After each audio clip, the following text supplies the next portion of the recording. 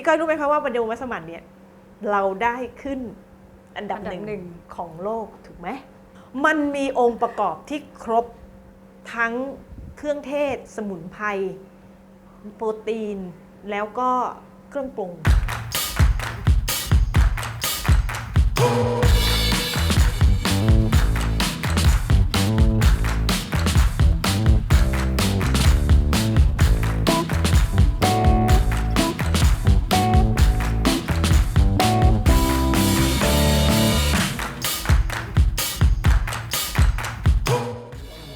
ว้าว มัสมั่น เป็นข้าวครับนี่คือข้าวกล้อง ใช่ค่ะข้าวกล้อง5 สายพันธุ์นะคะ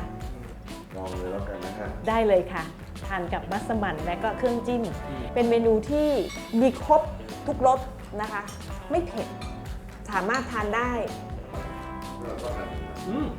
ดอกขิงนะคะแล้วก็มีผักดองแหนมมาด้วยจานนี้จะไม่ชูรสเลยถ้าไม่ตามด้วยอาจารย์อันนี้มันเป็นการคิดในการจัดสำรับเป็นชุดสำรับที่ enjoy แล้วก็เข้ากันได้ดี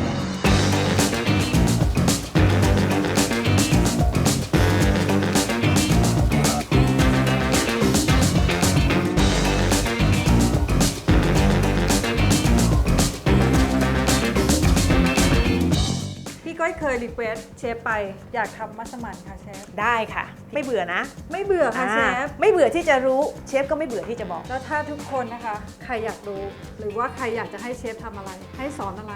บอกมานะคะ เดี๋ยวพี่ก้อยจะบอกให้เชฟเนี่ยช่วยสอนให้ค่ะ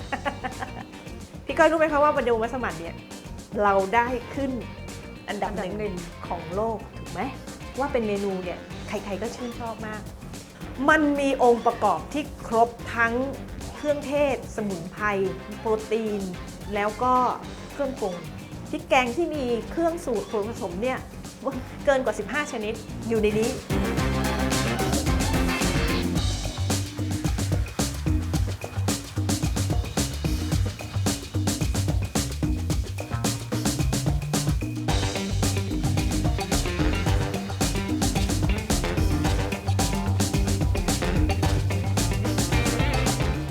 ลักษณะการคุกกิ้งเนี่ยเรียกว่าตุ๋นนะคะตุ๋นหรือใช้วิธีการทำเนี่ยระยะเวลานานด้วยไฟอ่อนนั้นพี่ก้อยเปิดกระทะ ได้ค่ะ ใช้ไฟอ่อนคำว่าคั่วเราไม่ใช้น้ำมันจำไว้นะคะ นั่นคือเรียกว่าคั่วในขณะเดียวกันเชฟจะทำการเลาะกระดูกไก่นะคะ หลักให้ใช้เป็นสะโพก เชฟบอกว่าลูกกระวานนะคะกระดอกจำสามารถที่จะคั่วรวมกันได้นะคะ เชฟแล้วถ้าพี่ก้อยล็อกกระดูกไม่เป็นนะคะพี่ก้อยสามารถใส่ได้ทั้งชิ้นไหมคะ ใส่ได้ค่ะพี่ก้อยแต่นานนะคะกว่าจะสุก ต่อไปนะคะเราใส่อบเชยลงไปคั่วนะคะ นี่คือเราปลุกให้เขาตื่นด้วยความร้อนให้อโรมามันออกมา ให้กลิ่นมันออกมา วันนี้เราทานรสชาติหนึ่ง ค่ะ ข้ามวันจะเป็นอีกรสชาติหนึ่ง อันนี้นะคะ เดี๋ยวเราก็ใส่ใบกระวาน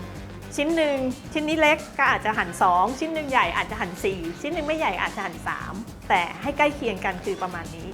นะคะ3 นิ้วพักไว้เสร็จเราก็จะมาหั่นปอกหอม หั่นประมาณชิ้นไม่ต้องใหญ่ไม่ต้องเล็กมาก เพราะว่าเดี๋ยวเราจะตุ๋นนานๆเราต้องเอารสชาติเขาเวลาเราทานเท่านั้นประมาณนี้สี่เหลี่ยม ค่ะ พี่ก้อยใส่น้ำมันใส่พริกแกงได้เลยค่ะพริกแกงที่เอาไปผัดก่อนนะคะเพราะว่ามัสมั่นเนี่ยจะมีการทำที่ค่อนข้างซับซ้อนนิดหนึ่งเชฟจะใช้เทคนิคผัดพริกแกงกับน้ำมันเนี่ยใช่แล้วเราก็จะใส่หอมลงไปผัดด้วยนะคะ ค่ะ เร่งไฟได้เลยค่ะ ไฟแรงเลยนะคะ จ้าไฟแรงเลยแล้วก็ผัดเร็วๆเลยค่ะ ไม่ต้องให้แบบว่าหอมสุกใส ไม่ค่ะเพราะเดี๋ยวเราจะไปตุ๋นอยู่ดี อืม โอเคลำดับต่อไปพี่ก้อยพักไว้ด้านล่างได้เลยนะคะเรามีกะทิเรามีไก่เนาะใส่กะทิลงไป อันนี้หัวหรือหางคะเชฟ หัวค่ะเปิดไฟแรงเนาะ แรง เรา สุดแล้วค่ะ ก็ใส่ไก่เททั้งหมดลงไปในนี้ ปิดฝารอให้เขาเดือดจุ๊บอุ้ยเดือดแล้วบลีไหนมาดูซิพี่ไก่เราไปถึงไหนละณตอนนี้เราใส่เครื่องแกงได้เลยค่ะประมาณ3 ทัพพีนะคะ 3 ทัพพีนะ ใช่ คะ ใส่เข้ามาเลย เชฟสีสันสวยงามมากเลยนะ ใช้ คะ แล้วใช้แล้วใช้แล้ว เริ่มเป็นมัสมั่นแล้วนะคะ ใกล้เคียงค่ะ ชฟ แต่ต้องใช้เวลานิดนึงคือทำมัสมั่นเนี่ยเร่งรัดไม่ได้นะคะ เราต้องมีเวลาแล้ววางแผนล่วงหน้า ต้องใช้ระยะเวลานิดนึงนะคะ ของอร่อยต้อง ต้อง ใจ ใจเย็ เย็น น ๆถูกต้อง อันนี้เราคนได้ไหมคะ คนได้ ชฟ เลยค่ะ คนได้เลย เชฟขาอย่างนี้มันข้นไปไหมคะ ข้นค่ะ เดี๋ยวเราจะใส่หางกะทิ อ๋อ เข้าไป เรา นะคะ ต้องใส่หางกะทิด้วย ใช่ใช่ พี่ก้อยเปิดเลยนะคะตื่นเต้นค่ะเชฟ ปรุงด้วยเกลือก่อน ค่ะ นะคะ เราก็จะใส่เกลือประมาณครึ่งช้อนปลายช้อนโต๊ะน้ำตาลมะพร้าวค่ะหมดนี่เลย 110 กรัมโดยประมาณ ค่ะ น้ำตาลกับน้ำมะขามเปียกอัตราส่วนเท่ากัน อ๋อ เรารอให้น้ำตาลละลายนะคะ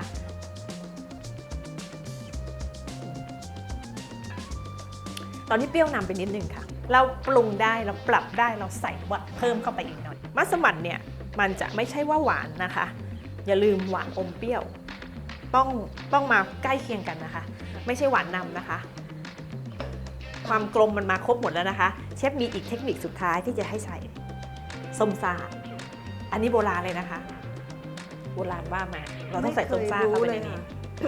ตักใส่ไปเลยค่ะ1 ลูกนะคะ เสร็จแล้วเนี่ยหลังจากนี้เราก็ปิดฝารอจนกว่าไก่จะนุ่ม เครื่องแกงเสร็จตัวได้ดีแล้วเราก็จะจบด้วยน้ำปลาอย่างที่บอกอีกครั้งหนึ่งเพิ่มความหอม เสิร์ฟพร้อมกับมัน เรามาหุงข้าวกันดีกว่า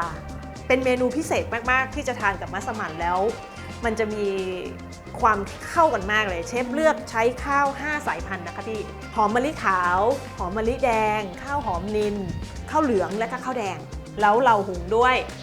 น้ำมะพร้าวค่ะ แต่ต้องเป็น ข้าวหอม มะพร้าวน้ำหอมเท่านั้นนะคะ ใช่น้ำหนึ่งข้าวหนึ่งเชฟใช้ข้าวประมาณ2 กระป๋อง ค่ะ เราก็ใช้น้ำประมาณน้ำมะพร้าวเนี่ย2 กระป๋อง2 ถ้วยตวงเท่ากัน โอ้โหพอดีเป๊ะเลย เราก็นำไปหุงในหม้อหุงข้าวปกติได้เลยค่ะ ขอบคุณนะคะเชฟสำหรับเมนูมัสมั่นไก่ในวันนี้ แล้วก็ข้าวสวยที่หุงด้วยน้ำมะพร้าวอ่อน ฝากกดไลค์ กดแชร์ กดกระดิ่ง กด Subscribe